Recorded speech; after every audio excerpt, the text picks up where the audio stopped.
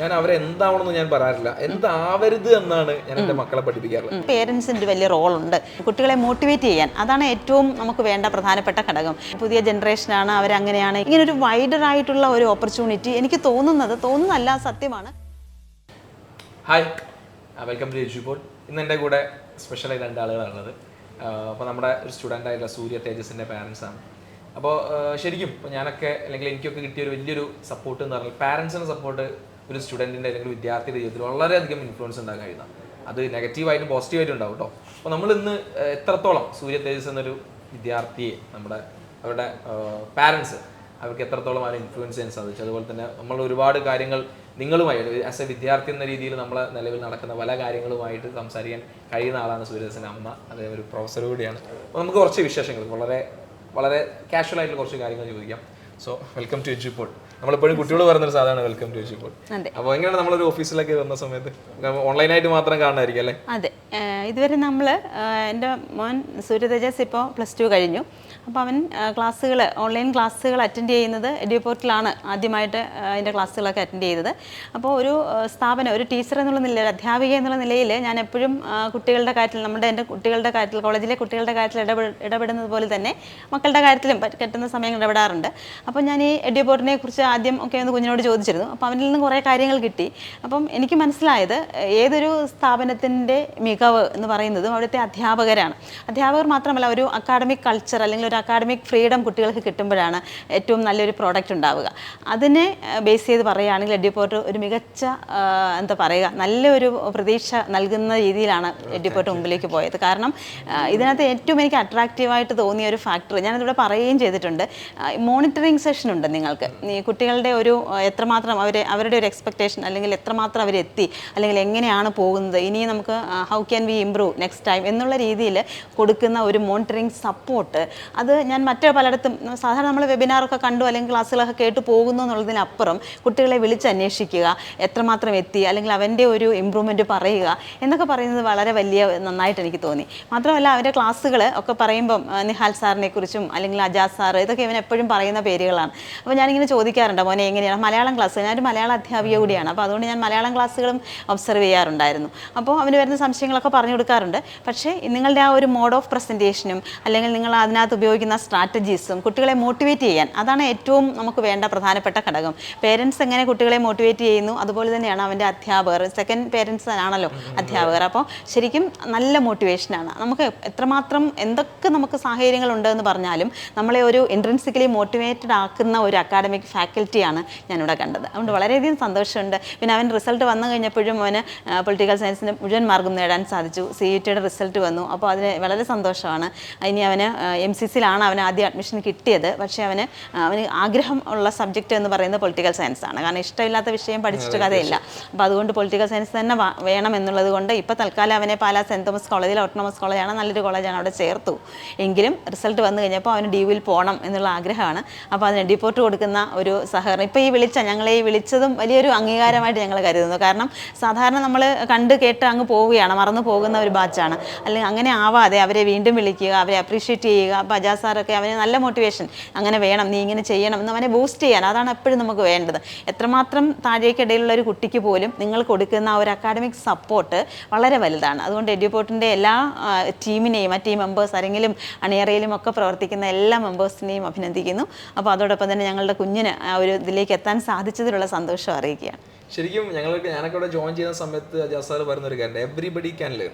ഞങ്ങൾ എഡ്യൂപോർട്ടിന്റെ ടാഗ്ലൈൻ അതാ, എല്ലാവർക്കും പഠിക്കാൻ കഴിയും. കാരണം ഒരു ക്ലാസ് റൂമിൽ ചിലപ്പോൾ ടീച്ചർ എടുക്കുന്ന രീതി എല്ലാവർക്കും ഒരേപോലെ ടീച്ചർ ക്ലാസ് എടുക്കുക, പക്ഷെ എല്ലാവർക്കും ഒരേ മാർക്ക് കിട്ടുന്നില്ല. ഞങ്ങളോട് ആദ്യം ഇവിടെ പറഞ്ഞ രീതി അതായിരുന്നു. അപ്പോൾ അതിൽ നിങ്ങൾ ശ്രദ്ധിക്കുക, കുട്ടികളെ ലെവൽ മനസ്സിലാക്കിയിട്ട് നമുക്ക് ആസ് എ ടീച്ചർ നിങ്ങൾക്ക് എന്ത് ചെയ്യാം, എന്തും ചെയ്യാം. അതിന് ഇവിടെ ഞങ്ങൾക്ക് ഏറ്റവും ആസ് എ ടീച്ചർ എന്ന് ഞങ്ങൾക്ക് ഇവിടെ കിട്ടുന്ന ഏറ്റവും വലിയൊരു ഫ്രീഡം എന്ന് പറഞ്ഞാൽ എന്തും ഞങ്ങൾക്ക് ഇവിടെ ചെയ്യാം. അത് കുട്ടിക്ക് വർക്ക് ചെയ്യുന്നുണ്ടെങ്കിൽ നമുക്ക് എന്ത് സജഷൻസും കാര്യങ്ങളൊക്കെ അത് ഞങ്ങൾക്ക് എത്രത്തോളം ടീച്ചർമാർക്ക് അതിവിടെ വർക്ക് ചെയ്യാൻ സാധിക്കുന്നുണ്ട്, അത് കുട്ടികളിലേക്ക് എത്തിക്കാനും ഞങ്ങൾക്ക് സാധിച്ചിട്ടുണ്ട്. പക്ഷെ ശരിക്കും ഇപ്പോൾ ടീച്ചർ പ്രൊഫസറാണ്, ഏത് കോളേജ്? NSS കോളേജിലല്ലേ. അപ്പോൾ ശരിക്കും +2 കഴിഞ്ഞ് ഒരുപാട് കുട്ടികൾ ഇപ്പോൾ കോളേജ് കൾച്ചറൊക്കെ മാറുക. അപ്പോൾ ഞാൻ 2014-15 ഡിഗ്രി ഞാൻ ഗുരുവായൂരപ്പൻ കോളേജിലാണ് പഠിച്ചത്, കോഴിക്കോട്. അപ്പോൾ ഞങ്ങളൊക്കെ മനസ്സിലാക്കി അറിയാം, കോളേജ് കഴിഞ്ഞ് ഇറങ്ങി, പിന്നെ ഒരു കൊറോണക്ക് വന്നു, പിന്നെ കുട്ടികളെ ഒരു കോളേജ് ലൈഫ് കൾച്ചറിന്റെ മാറിപ്പോയിട്ട് ശരിക്കും ഇപ്പോൾ വളരെ കുറച്ച് ദിവസം മുന്നേ മോഹൻലാലിൻ്റെ ഒരു ഇൻ്റർവ്യൂ തോന്നുന്നു. അപ്പോൾ മക്കളെ പറ്റി ചോദിച്ചപ്പോൾ മോഹൻലാൽ പറഞ്ഞ കാര്യം, ഞാൻ അവരെ എന്താവണമെന്ന് ഞാൻ പറയാറില്ല, എന്താവരുത് എന്നാണ് ഞാൻ എൻ്റെ മക്കളെ പഠിപ്പിക്കാറുള്ളത്. അപ്പോൾ ആ രീതിയിൽ ഇപ്പോഴത്തെ ഒരു കുട്ടികളോട് എന്താവരുത് എന്നാണ് മിസ്സിന് പറയാനുള്ള ഒരു കാര്യം? അതെ, കുട്ടികൾ അവരാകെ മാറി എന്ന് നമ്മൾ പറയുമ്പോഴും അവരിൽ മാറാതെ നിൽക്കുന്ന കുറേ ക്വാളിറ്റീസ് ഉണ്ട്. നമ്മളിപ്പോൾ പറയും പുതിയ ജനറേഷനാണ്, അവരങ്ങനെയാണ് ഇങ്ങനെയാണെന്നൊക്കെ പറയുമ്പോഴും അവരെ ഒന്ന് നമുക്ക് ബൂസ്റ്റ് ചെയ്ത് കൊണ്ടുവരാൻ പറ്റുന്ന കുറേയേറെ ക്വാളിറ്റീസ് അവരിലുണ്ട്. ഇപ്പോൾ എങ്ങനെ ഏത് കോഴ്സ് എടുക്കണം അല്ലെങ്കിൽ എങ്ങനെ പോകണം എന്നൊക്കെ പറയാൻ അവർക്ക് കൊടുക്കുന്ന ഒരു മോട്ടിവേഷൻ എന്ന് പറയുന്നത് വളരെ വലുതാണ്. ഇപ്പോൾ ആദ്യം പറഞ്ഞ പോലെ തന്നെ കുട്ടികളൊക്കെ എല്ലാവരും നമ്മളെ പഠിപ്പിക്കുന്നുണ്ട്. എല്ലാവർക്കും ഈ പറയുന്ന ഒരേ അക്കാഡമിക് സപ്പോർട്ടാണ് കൊടുക്കുന്നത്. പക്ഷേ ഇൻഡിവിജ്വൽ ഡിഫറൻസസ് ഉണ്ട്. എവരി ഇൻഡിവിജ്വൽ ഈസ് യുണീക്ക് എന്ന് നമ്മൾ പറയുന്ന പോലെ ആ യുണീക്നെസ് എന്താണെന്ന് മനസ്സിലാക്കി മുന്നോട്ട് പോവുക എന്നുള്ളതാണ് വളരെ പ്രധാനപ്പെട്ട കാര്യം. ഇപ്പോൾ കോളേജിലെ കൾച്ചറൊക്കെ മാറി കുട്ടികൾ എപ്പോഴും ഒരു ജോബ് ഓറിയൻറ്റഡ് ആയിട്ടാണ് വരിക. എന്തെടുത്താൽ പറ്റും. ചിലപ്പോൾ അവരുടെ പേരൻസ് നിർബന്ധിക്കുന്നതനുസരിച്ച് പല കോഴ്സിലേക്ക് അവർ പോകാറുമുണ്ട്. പക്ഷേ ഇപ്പോൾ കണ്ടുവരുന്ന ഒരു പ്രവണത എന്ന് പറയുന്നത് അങ്ങനെയല്ല. അവർ ഒരു സെൽഫായിട്ട് മനസ്സിലാക്കുന്ന കുറേ കാര്യം. എനിക്ക് തോന്നുന്നു ഇങ്ങനെയൊക്കെയുള്ള ഇൻസ്റ്റിറ്റ്യൂഷൻസ് അവരെ ഒരുപാട് ചിന്തിക്കാൻ സഹായിക്കുന്നുണ്ട്. കാരണം എൻ്റെ മോൻ തന്നെ ആണെങ്കിൽ അവന് പണ്ടൊക്കെ നമ്മൾ പറയുമ്പോൾ ഇപ്പം ഞാൻ എൻ്റെ കേസ് നമ്മൾ ഡിഗ്രി കഴിഞ്ഞു PG കഴിഞ്ഞാൽ ഒരു കൺവെൻഷണൽ ലെവലിൽ അങ്ങ് പോവുകയാണ്. പക്ഷേ ഇവരങ്ങനെയല്ല. അമ്മ ഇതാണെങ്കിൽ എങ്ങനെയാണ്, ഈ കോഴ്സ് ആണെങ്കിൽ ഇങ്ങനെയാണ്, ഇതിൻ്റെ സാധ്യത ഇങ്ങനെയാണ്. ഇങ്ങനെ ഒരു വൈഡറായിട്ടുള്ള ഒരു ഓപ്പർച്യൂണിറ്റി എനിക്ക് തോന്നുന്നതല്ല, സത്യമാണ്, നിങ്ങളിൽ നിന്ന് കിട്ടുന്ന ഒരറിവാണത്. കാരണം ഇത്രയും ഇൻ്റലക്ച്വൽ ആയിട്ടുള്ള അല്ലെങ്കിൽ അത്രയും നല്ല ഒരു ടീം മെമ്പേഴ്സ് അവർക്ക് കൊടുക്കുന്ന സപ്പോർട്ട് അവരെ മാറി ചിന്തിക്കാൻ പ്രേരിപ്പിക്കുന്നുണ്ട്. അതൊരു വലിയ ഘടകമാണ്. നമ്മുടെ സ്കൂളിൽ കരിയർ ഗൈഡൻസ് ക്ലാസ്സിലെ സമയത്ത് പറയുന്നുണ്ട്, പണ്ട് ഞങ്ങൾക്ക് പറഞ്ഞുതരാൻ ആരും അതെ, സത്യമാണ്. ഇപ്പോൾ ഒരു ആർട്ടിഫിഷ്യൽ ഇന്റലിജൻസ് ഇപ്പം ശരിക്കും നമ്മൾ സ്കഫോൾഡർ ആയാൽ മതി എന്നാണ്. ഒരു സ്കഫോൾഡിങ് മാത്രം നമ്മൾ കൊടുത്താൽ മതി. കാരണം ആ ഒരു താങ് എപ്പോൾ വേണ്ടാന്ന് വെക്കുന്നു അപ്പോൾ അവർക്ക് തന്നെ പോകാനുള്ള ഒരു ഓണർഷിപ്പ് ലേണിംഗ് എന്നൊക്കെ പറയുന്നത് അവർക്കുണ്ട്. ഞാനാണ് എൻ്റെ പഠനത്തിൻ്റെ ഓണർ എന്ന് പറയുന്ന ഒരു ടെൻഡൻസി കുട്ടിയിൽ ഉണ്ടാവുന്നുണ്ട്. കാരണം എൻ്റെ മോൻ തന്നെ പറയാറുണ്ട്, അമ്മേ എനിക്ക് ചെയ്യണം, അല്ലെങ്കിൽ എനിക്കൊരു ജോലി കിട്ടണം, എനിക്ക് അങ്ങനെ പോകണം. നമ്മളൊന്നും അങ്ങനെ പറഞ്ഞിട്ടില്ല നമ്മുടെ പേരൻസിനോട്. ശരിക്കും അത് whether it is positive or negative നമുക്ക് അറിയണ്ട, പക്ഷേ അങ്ങനെ പറഞ്ഞിട്ടില്ല. പക്ഷേ അവന് പറയാനുള്ള കേപ്പബിലിറ്റി ഉണ്ടാകുന്നത് അവന് ഒരുപാട് കാര്യങ്ങളെക്കുറിച്ച് അറിവുണ്ടാകുന്നത് കൊണ്ടാണ്. അത് നല്ലൊരു ലക്ഷണം തന്നെയായിട്ടാണ് ഞാൻ കാണുന്നത്. കാരണം ആർട്ടിഫിഷ്യൽ ഇൻ്റലിജൻസ് ഒക്കെ വന്നതുകൊണ്ട് അതുമായിട്ട് ബന്ധപ്പെട്ട ഒരുപാട് കോഴ്സുകളെക്കുറിച്ച് കുട്ടികൾ നമ്മളോട് ഇങ്ങോട്ട് പറയുകയാണ് ചെയ്യുന്നത്. അപ്പോൾ നമുക്കതൊരു നല്ലൊരു ധാരണ കുട്ടികൾക്കുണ്ട് എന്നുള്ളതിൻ്റെ ഒരു ഇൻഡിക്കേഷനാണ്. ശരിക്കും ഇതൊരു പോസിറ്റീവ് സൈഡാണ്. പക്ഷെ നെഗറ്റീവായിട്ട് പല ലേസിനെസ് എന്ന് പറയുന്ന സാധനം കുട്ടികൾ കൂടുന്നുണ്ടോ? അതുണ്ടാവാന്ന് വെച്ചാൽ അതെനിക്ക് തോന്നുന്നത് മിക്കവാറും കുട്ടികൾക്ക് ഈ പറയുന്ന ഓൺലൈൻ മോഡിലുള്ള ഒരു ടീച്ചിങ് വന്നു കഴിഞ്ഞപ്പോൾ ഒരുപാട് അത് കൂടി. കാരണം അവരെ പ്രത്യേകിച്ച് ഡയറക്റ്റായിട്ട് മോണിറ്റർ ചെയ്യാൻ ആരുമില്ല. അവർ അധ്യാപകൻ്റെ ഒരു ഫിസിക്കൽ പ്രസൻസ് അവിടെ ഉണ്ടാവുന്നില്ല എന്ന് വന്നു കഴിഞ്ഞപ്പോൾ കുറച്ചു അത്. പക്ഷേ പേരൻസിൻ്റെ വലിയ റോളുണ്ട് എന്നാണ് എനിക്ക് തോന്നിയിട്ടുള്ളത്. കാരണം പേരൻസ് എപ്പോഴും അവന് എല്ലാ ഫ്രീഡവും കൊടുക്കണം, മുഴുവൻ അക്കാഡമിക് ഫ്രീഡവും കൊടുക്കുക. അറ്റ് ദി സെയിം ടൈം നമ്മളതിനെ മോണിറ്റർ ചെയ്ത് കൊണ്ടുപോകുക എന്നുള്ളത് മാത്രമേ ഉള്ളൂ. ലേസിനെസ് ഒക്കെ അതെല്ലാവർക്കും നമ്മുടെ കൂടെ ഉള്ളതാണ്, അത് അഡൽറ്റിനുമുണ്ട്. പക്ഷേ അവനിൽ ആ ഒരു ബോധം ഉണ്ടാക്കിയെടുക്കാൻ നമുക്ക് സാധിച്ചു കഴിഞ്ഞാൽ ഓട്ടോമാറ്റിക്കലി ഹി വിൽ ഡെവലപ്പ്. ശരി, എങ്ങനെയാണ് ഒരു പാരന്റ്? ഇപ്പോൾ മാം പ്രൊഫസറാണ്, കൃത്യമായൊരു എഡ്യൂക്കേഷൻ ബാക്ക്ഗ്രൗണ്ട് ഉണ്ട്, കുട്ടികളുടെ സൈക്കോളജി അറിയാം, എല്ലാം ഉണ്ട്. പക്ഷേ ഇതറിയാതെ പല നോർമലായ പാരൻസ് ഉണ്ടായിരിക്കും. ശരിക്കും ഇപ്പോൾ പല കുട്ടികളും, ഇപ്പോൾ ഞാൻ കണ്ട ശരിക്കും ഒരു മെജോറിറ്റി കുട്ടികളും ശരിക്കും നമ്മൾ +2 വരെ എത്തും. പിന്നെ അവർ വേറൊരു മായാലോകത്താണ്. അവർക്ക് ഫ്യൂച്ചറിനെ പറ്റി അറിയില്ല, അവർ മൊബൈൽ ഫോൺ എന്താണ് അവരുടെ കാണുന്നത്. ഞാൻ പഠിപ്പിക്കുന്ന കുട്ടികൾ ആദ്യം പറഞ്ഞൊരു കാര്യം ഇതാ, നിങ്ങൾ ഒരു 5 വർഷം കഴിഞ്ഞാൽ നിങ്ങൾ ഇൻഡിപെൻഡൻ്റ് നിൽക്കേണ്ട ആളുകളാണ്. ആ സമയത്ത് ചിലപ്പോൾ നിങ്ങളുടെ പാരൻസിനെയും നിങ്ങളുടെ ഫാമിലിയൊക്കെ ചിലപ്പോൾ നിങ്ങളേക്ക് ലീഡ് ചെയ്യേണ്ടി വരും. പക്ഷെ അതിനെപ്പറ്റി വല്ല ബോധം, കാരണം നമുക്ക് അതിന് വേണ്ടി ബോധം ഉണ്ടായിട്ടുണ്ട്. പക്ഷെ നമ്മൾ മനസ്സിലാക്കിയ റിയാലിറ്റിയാണ്. അപ്പോൾ അത് നമ്മൾ മനസ്സിലാക്കിയ കാര്യം നമ്മളെ കുട്ടികളെ കുറച്ചും കൂടി മുന്നേ നമ്മൾ അറിയിച്ചു കൊടുക്കും. എല്ലാ പേരൻസും എഡ്യൂക്കേറ്റഡ് അല്ല എങ്കിൽ കൂടിയും അവർക്ക് കുറച്ചുകൂടി ഈ സാറ് പറഞ്ഞ ആ ഒരു ബോധം ഉണ്ടാവാം. ഇപ്പം നമുക്കിപ്പം അക്കാഡമിക്കലി കാര്യങ്ങളെ സപ്പോർട്ട് ചെയ്യാൻ ഇല്ല എങ്കിൽ കൂടിയും ജനറലായിട്ട് ഒരു കുട്ടിയെ ലീഡ് ചെയ്യാൻ രക്ഷിതാക്കളുടെ ഉത്തരവാദിത്വമുണ്ട്.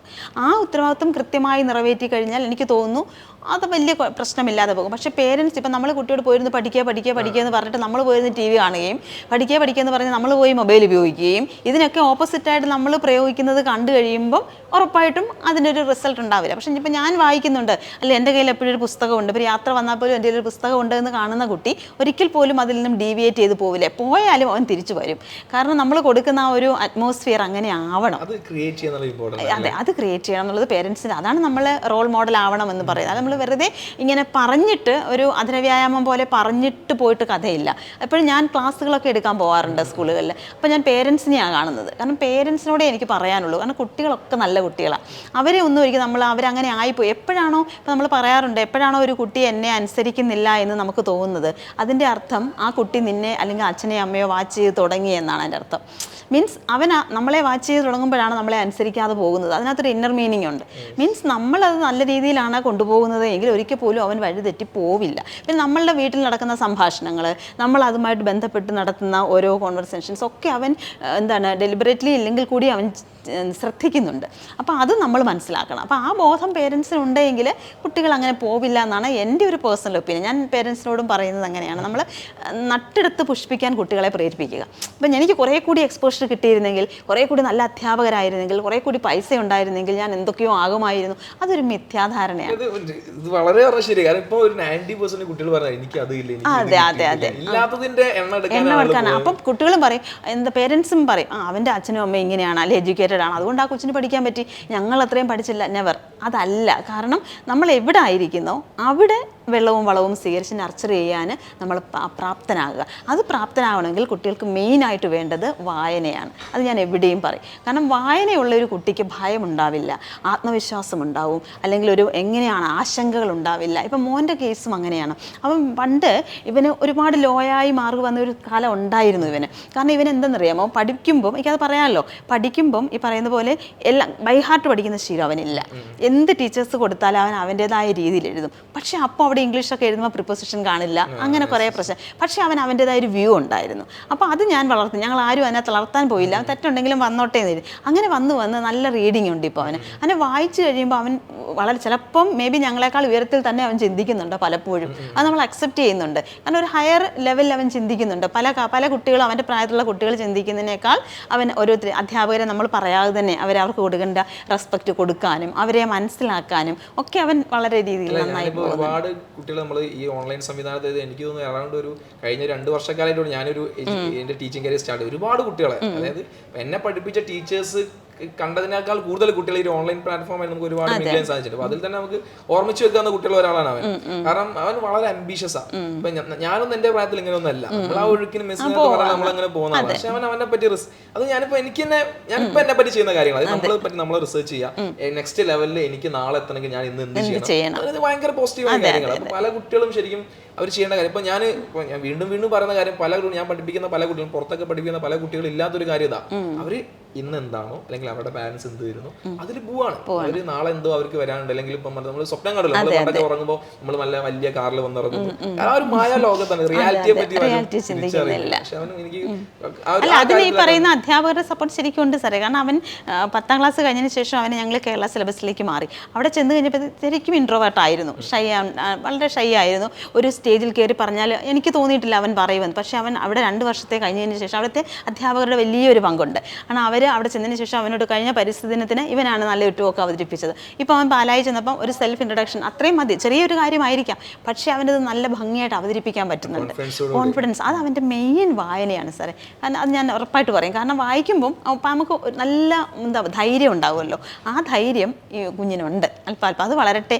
നിങ്ങളുടെയൊക്കെ സഹകരണമൊക്കെ ഉണ്ടാവണം. അതാണ് നമ്മളുടെ ആഗ്രഹം. എൻ്റെ അക്കാഡമിക് പുസ്തകങ്ങളാണ്. ഞാൻ BEd MEd PhD ആണ് ഞങ്ങളുടെ കോളേജിലുള്ളത്. അപ്പോൾ അക്കാഡമിക് ലെവലിൽ നിന്നുകൊണ്ട് ഞാനൊരു 19-20 പുസ്തകങ്ങളോളം എഴുതിയിട്ടുണ്ട്. DC ബുക്സും NBS കേരള ഭാഷാ ഇൻസ്റ്റിറ്റ്യൂട്ട് അവരൊക്കെയാണ് പ്രസിദ്ധീകരിച്ചിരിക്കുന്ന പുസ്തകങ്ങൾ. അവാർഡുകൾ ഒരു 5 അവാർഡുകൾ ലഭിച്ചിട്ടുണ്ട്. ഒന്ന് കേരള സർക്കാരിൻ്റെ 2 തവണ ഭരണഭാഷാ സേവന പുരസ്കാരം 2019-ലും 2023-ലും കേരള സർക്കാരിൻ്റെ അവാർഡ് കിട്ടി. പിന്നെ NCERTയുടെ നാഷണൽ കൗൺസിൽ ഫോർ ടീച്ചർ എഡ്യൂക്കേഷൻ്റെ ഒരു വിദ്യാഭ്യാസ ഗവേഷണത്തിനുള്ളൊരു ദേശീയ അവാർഡ് കിട്ടി. പിന്നെ കഴിഞ്ഞ തവണ കേരള സർക്കാരിൻ്റെ വീണ്ടും മലയാള മിഷൻ്റെ ഭാഷാ പ്രതിഭാ പുരസ്കാരം ലഭിച്ചു. പിന്നെ CTയുടെ അവാർഡ്. അങ്ങനെ സന്തോഷം. ശരിക്കും വളരെ അൺഎക്സ്പെക്ടഡ് നമ്മളൊരു സംസാരം. ശരിക്കും ഇവിടെ വന്ന് സൂര്യദേവൻ സംസാരിച്ച് അമ്മയൊന്ന് സംസാരിച്ചപ്പോൾ ശരിക്കും കുറേ കാര്യങ്ങൾ നിങ്ങളിലേക്ക് എത്തിക്കാനുണ്ട്.